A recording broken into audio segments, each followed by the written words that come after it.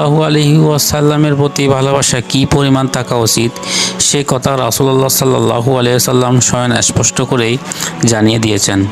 তিনি বলেছেন, তোমাদের কেউ সত্যিকারের মুমিন হবে না যে পর্যন্ত আমি তার নিকট তার পিতা, পুত্র ও সকল মানুষের চেয়ে বেশি প্রিয় বলে গণ্য হব না।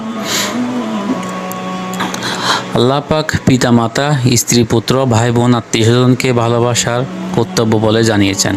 কিন্তু কারো প্রতি ভালোবাসা যেন রাসূলের চেয়ে বেশি না হয়, বরং সবার চাইতে যেন রাসূলের প্রতি ভালোবাসার অধিক গভীর ও তীব্র হয়, সে কথাই হাদিসে বলা হয়েছে।